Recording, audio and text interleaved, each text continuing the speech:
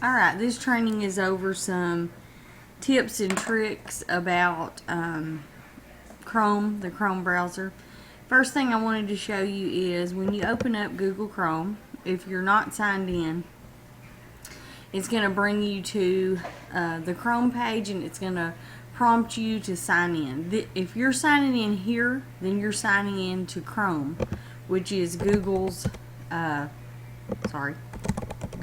browser, and you sign in using your email and your password for your email. Same thing. Your password for Gmail is the same thing as your password for Chrome. And once you're signed into Chrome, this means that you can access any of your Google apps for education that Google offers for free.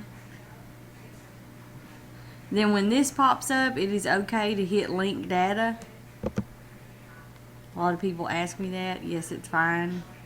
I'm sorry, the internet is slow. I'm at my mother's house, out in the middle of nowhere.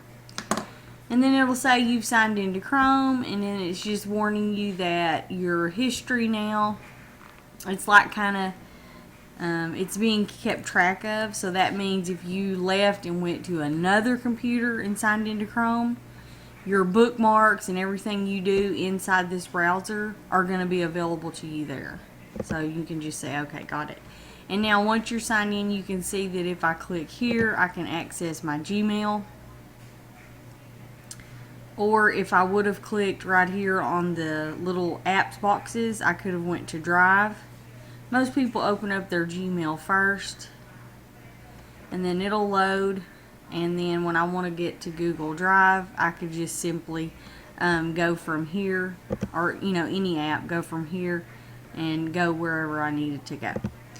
Alright, the next thing that I've noticed that some people don't realize is when you're signed into Chrome, when you leave the computer that you're at, let's say you're in the computer lab and you're using it and you open up Chrome and sign in, it's important that you realize once you close this, it doesn't mean that you've signed out of Chrome. It just means you closed the Chrome browser. And if the next person comes in and opens up Chrome, it could still be signed in as you.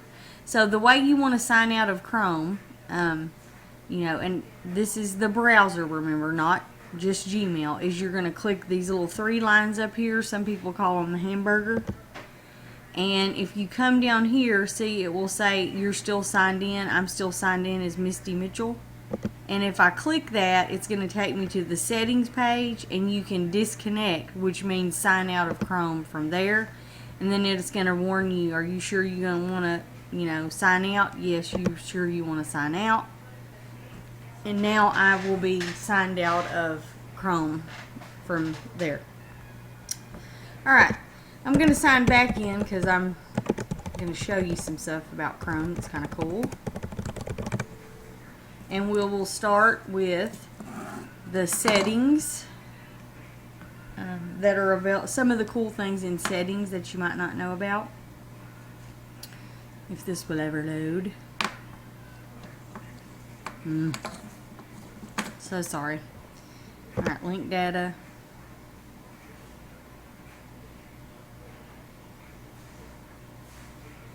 Alright, okay, got it.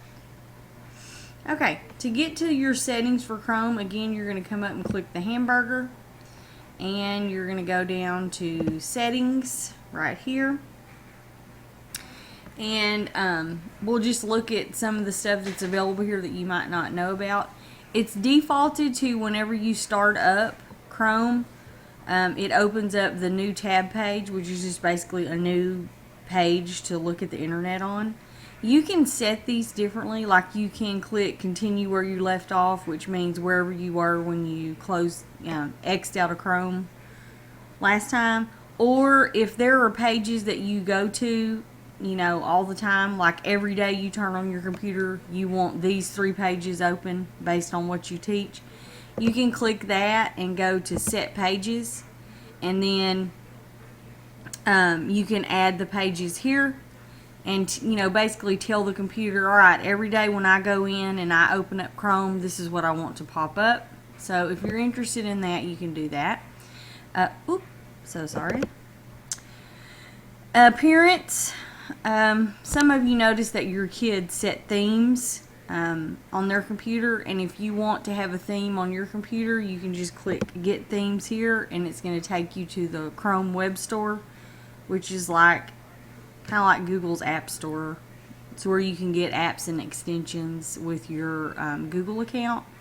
So it'll automatically default you to all of these different themes, and if you wanted to add one, you could put one there. I don't want to put a theme on mine, so I'm going to close out.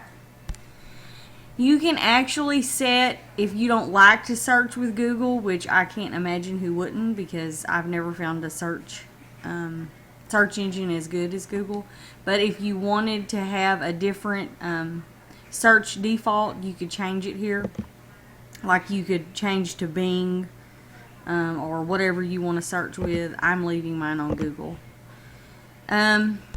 Different users.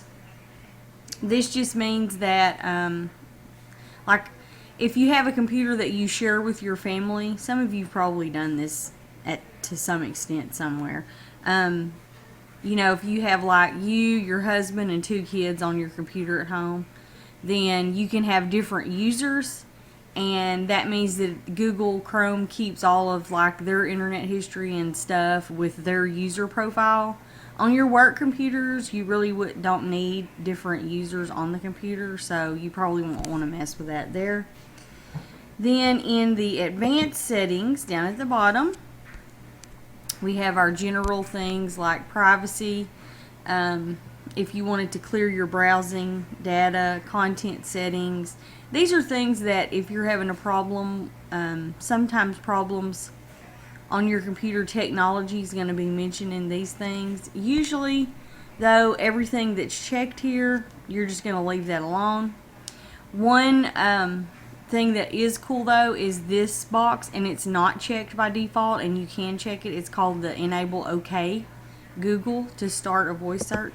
So I want to show you what that does. When you click it, it says, okay, when you say OK Google, Chrome will search for what you want to say next. And if you have a computer or computers with microphone capabilities, then I'm going to let that save in there. What this is going to do is allow voice search, which you have because you should have like a little microphone symbol. But when I turn on what I just turned on, now when I say that to my computer, it will let me search. So I'll say, okay, Google farm, and hopefully it will hear me. There it is. And now Google will look up the word farm, like I said it. So sometimes when you have kids that have trouble spelling things, and they just take forever to search, you can use the voice search on Google, which is cool. But remember, you have to have a microphone. And make sure when you do that, if the computer asks you, like it'll say, okay, Google needs permission to use your microphone, make sure you say yes. It's trying to record what I'm saying right there. It sounds kind of funny. Alright, so that's a pretty cool feature that you can turn on.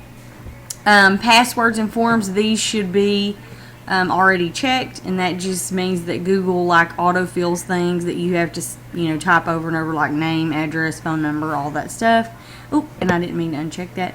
And it will offer to save your passwords, Google Chrome will, which is cool. Web content, some people need the font bigger. This is where you could do that. You can change it to where it will be bigger. You can also zoom your pages there, and you can choose fonts. If you don't like what is defaulted, you can do that as well. You don't really need to mess with network or languages unless y'all like to read in another language. Your download location, that pretty much is standard. It goes to downloads. You don't really need to mess with that.